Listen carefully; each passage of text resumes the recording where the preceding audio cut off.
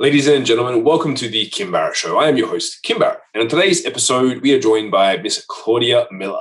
Today, we break down what the labor market is like out there for employees, for employers, and look at what sets candidates apart. So if you're someone who's been hiring people lately, or you're someone who's been looking for a job lately, this is an episode you will not want to miss. We'll give you some great insights on how to set yourself apart from the competition.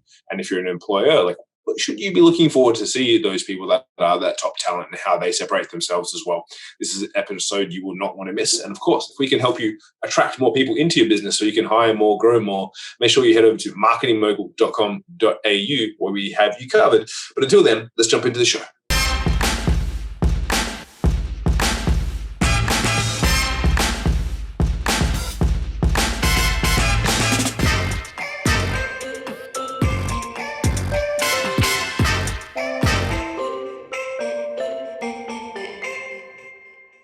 Claudia, thank you so much for joining us today. Really appreciate you making the time. I am so excited to be on, and especially about some of the topics we're going to be talking about. Yeah, I absolutely cannot wait. Now, Claudia, I'd like to start the podcast off the same way every time, which is if I met you at a party and we were just chatting back and forth and I said, Claudia, what is it that you actually do? What's your go-to answer? I would probably take a big swig of red wine or something. And then afterwards say, I help career-driven professionals get the jobs they want in 90 days or less while helping them increase their salary and even up to $100,000. I like it. And I'm going to assume at a party that will probably go down pretty well. They're like, sign me up. I'm in. So what drove you towards that? I've got to assume there's got to be at least some sort of job or career story in there from your side of things that kind of led you to want to be able to do that. Yeah. So I actually started on this journey for personal reasons. It was more for me to figure out how I can get a job or multiple interviews and help me increase my salary. And, I always thought of myself I did everything. I checked off all the boxes. I went to college. I got good grades. I did internships. I joined extracurricular activities. I tried to network. And, it was just a matter of time before all the interviews started rolling in. And I had my friend at the time update my resume, and I had one interview, and thankfully I had one job offer, but I was very limited in options. I was, destroyed because I did everything. I did what everyone told me to do in order for me to be successful. I should have, had a really good paying corporate job, and especially with all the internships that I did. So it was really painful, I would say, for that experience. I felt vulnerable. I felt helpless, frustrated, and just not unmotivated, but it's almost like feeling why did I do all of this when, some of my peers, maybe they weren't, as involved or did as many internships, but yet they found themselves with more interviews and job offers than I did. So at that point, that's when I realized that clearly there's something I didn't know that I needed to figure out. If I wanted to be successful, just having a degree alone was not going to get me that job or that salary I wanted. So I spent, the next few years really investing in myself, trying to figure out, who are these people that tend to get lucky and making six figures by the age of 25. I just was bold and emailed them and said, hey, can I speak with you for 20, 30 minutes? I read your article here on Business Insider. Can we talk? I worked with career coaches, resume writers. I bought tons of courses. I read books. And eventually, through all of that, I finally was able to get my first job in a different industry with a $30,000 salary increase. And that also gave me visibility to the executive suite where the CEO handpicked me to lead a task force because he had seen my results in such a short amount of time where I was telling directors and, leadership that were probably had more experience, more than I had been alive at that point in time. And I was helping them get the results. And then I did it multiple times after that. And that's when I realized that people also didn't know how to do it, just like I didn't know how to do it a few years back. And that's how it all started and became a business out of it. But that was never the intention. Well, that's what I was going to ask, because obviously going out there, having a good job, now you've got the skills, you know how to go and, to level up, find those good opportunities after all that research, and then also obviously, get a decent pay rise out of it as well. What was the switching point where you're like, now I want to help other people do it after you've done it for yourself? So I transitioned from finance to education to health, like working healthcare, like working at a hospital setting, and then went to the private insurance side. And every single time I got over $30,000 in salary increases. So afterwards, my friends started noticing and like, well, how did you do this? Can you help me? I don't even never negotiated my salary at this point in time. And I had done it multiple times after that. And I kind of became obsessed with interviewing. I just interviewed because why not? I wanted to try something new. So let me apply to jobs and just interview, even though I wasn't looking for a job. And that's when I realized that I've always wanted to have a business, but I never knew exactly what it was going to be. And I felt like this was almost my calling, where this is something I enjoyed. And I started perfecting it, where my clients were getting better results than I was. They were getting 50, 80, and even $100,000 salary increases. And, even this has been applicable even during COVID. So that's where, it kind of pulled me towards me having my business. And I've been doing it now for over 7 years and just went full time as of last year, just because of the demand. And it's very important, especially right now, standing out from such a saturated market. But there's still a lot of opportunities out there.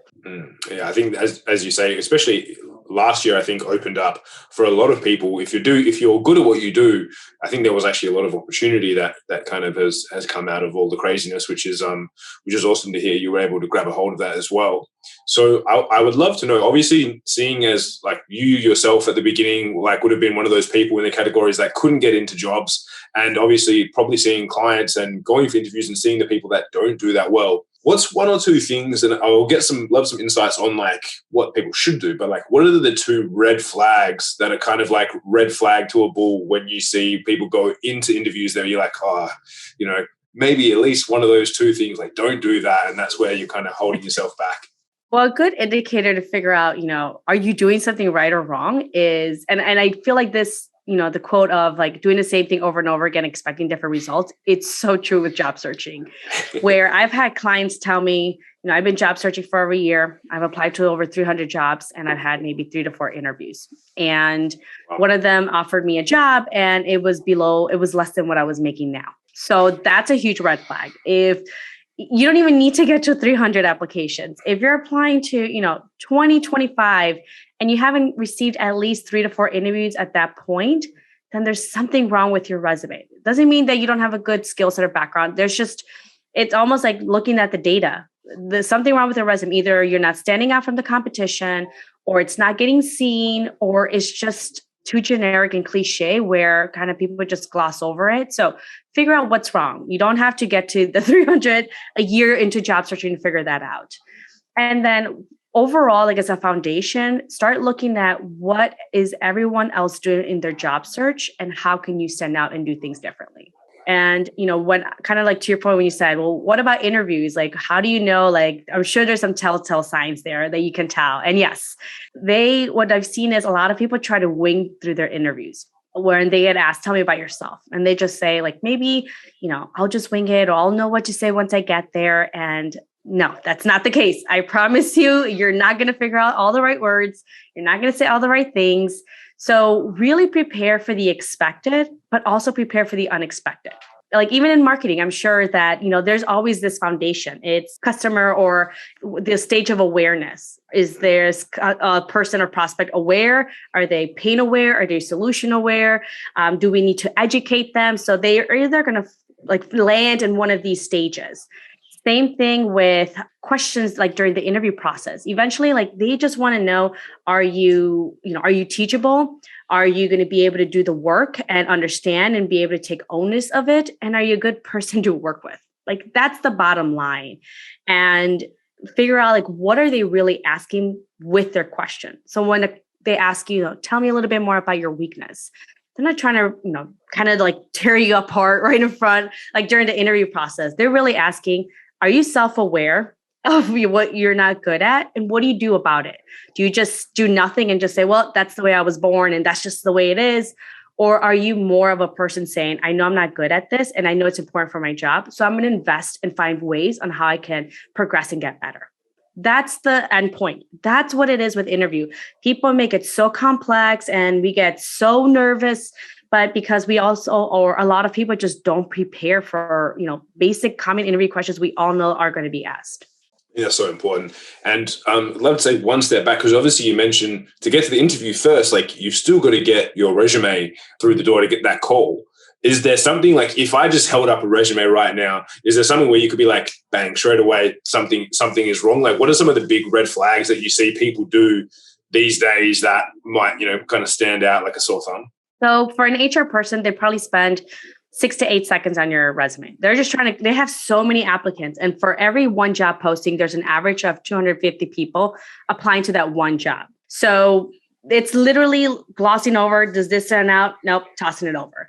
And the biggest mistake I see people is they don't create a summary at the beginning of the resume. And I know there's different trains of thoughts, but at the end of the day, let's connect the dots to the reader, because they don't know you at that point in time. They're going through a lot of resumes. So let's find your market differentiator, something that's going to hook them and, get them to read your resume. And then, like I said, connect the dots. So for example, if you were, a person that has a background in sales and they're applying for a marketing role, at first glance, I'm like, why are you applying to a marketing role when you have only a sales background? But if we dig deeper, sales, marketing is part of the sales process. You need to attract, people that are in that buying, maybe awareness stage, and then take them through the pipeline and eventually go through the sales process. So if we're able to pull out those transferable skills, knowing, I know what customer pains are, I know, how to hook them, I know how to uncover pains and challenges that's going to attract the right prospects, then all of a sudden I can see why you're applying for the marketing role, because you already have a lot of these marketable transferable skills. So let's make it so easy for the reader that in 6 to 8 seconds, they can say, I can see Kim will be a really great person for marketing role, especially with his background in sales. And right now he's better than all the other candidates, because most of our candidates are coming only for marketing roles, but we actually will love for someone that can speak both sales and marketing and bridge those two situations and even make our marketing even stronger. So all of a sudden you're standing out from all the rest, even though you might have never really had a job or a role within marketing itself. Yeah, I think that's hugely important. I know that whenever we've just been hiring recently and getting some resumes through, and it's like even when some people do put in their summary, it's like I can tell they haven't really changed it since the last one that they put through, and it's like I'm like, what has this got to do with working at a digital marketing company? Like, this makes no sense.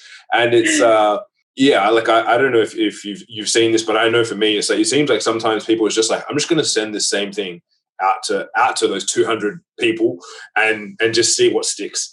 And it can become like, even from the hirer's perspective, I'm like, as you say, I just gloss over it and kind of push it down the line. I want to say a lot of people are just so surface level with their resume. They'll say, I manage various projects within marketing for our digital products department.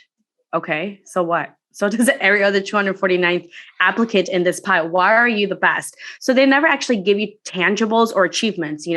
I created a new segmentation for one of our newest releases of products that generated over $30 million in pipeline in less than 12 months. And of those, we're converting at least 40%. All of a sudden, now I'm interested. You target or penetrate a new market. You were able to identify them. You built a healthy pipeline. And from those, it seems to be qualified leads. And it's actually a higher conversion rate than the average market rate. So that's very different than I just created a marketing strategy for the digital product. Yeah, I think that's hugely powerful, being actually specific and showing how you could add value to them. And now, like on the other side of things, like stepping into the world of obviously they've got some interviews now, people coming through. What are some of the things that set your candidates apart when they're getting $30,000, $50,000, $100,000 more than others? Because if you've got a few people coming through, as you say, everyone's obviously the resumes will stand out, but if you've got similar people, what's the point of differences helping people get those big pay boosts compared to everyone else?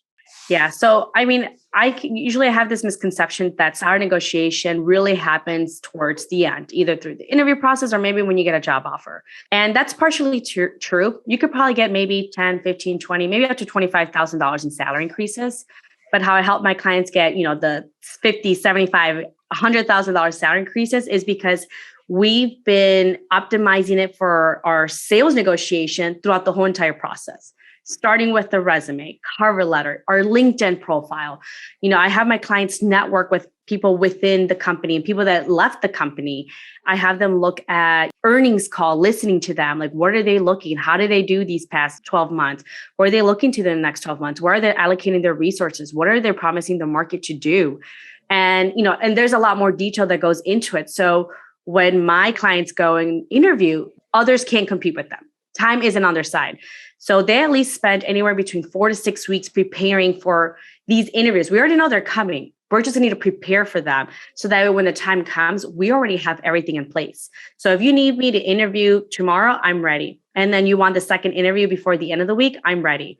Whereas other candidates are barely struggling to figure out, let me look at the company website. Let me maybe do a Google search. Maybe I'll look at Glassdoor. Let me look at people on LinkedIn's profile. And then all of a sudden they're trying to come up with what they're trying to say. And they're more reactive, where my clients are proactive. So to give you an example, an average candidate or interviewer will ask questions towards the end, and maybe they'll ask, what made you decide working at Acme? Or can you tell me a little bit more about the culture? Or can you tell me what does a typical day-to-day look like? Where my clients will come in, they'll say, well, Kim, I realized that, Acme company is looking to penetrate a new market by the end of next year. And because of that, they're creating a new product or service. I understand you're looking for a marketing professional. And with this product or service, it looks like you are specifically where we can capitalize on that market is, B2B sales that are making over $1 million. And then they are focusing in manufacturing. And I know I could be a great asset to the company because that's where my background is. I already have and know all the great networks and their stage of awareness that those clients are in order for us. And I'll be able to help the team and be able to really go to market with this new product or service just in time for 2022 fiscal year. So can you tell me a little bit more, what does that plan look like, and a little bit more of that timeline, and where are you seeing challenges in being able to hit that go-to-market live date? Very different than tell me your day-to-day operations call. Everyone's asking those questions. We don't care. We already know those answers. Let's go at a higher level that all of a sudden my candidates, they're like, oh my God, you guys are your godsend. Yes, that's exactly my pain points. Yes, we've actually been struggling with that. We actually have never been in this industry before, and a lot of my team members haven't. So I would love to have someone in someone with your background and really provide and lead a lot of these projects, because we can see that you bring real good value to it. And all of a sudden, they're almost saying we want you, and it changes the conversation to please have me. Yeah, that's great. So obviously it's starting with the end in mind, knowing what your end outcome is, and then kind of stepping back and making sure that every piece along the way serves that, which I think is amazing, because most people don't do that. It's they treat it very ad hoc. But if it's a career you want to get into, or you're looking at try and attract a very decent salary, that you've got to put in that preparation, which is amazing. And sounds like yourself and your clients absolutely hit that nail on the head.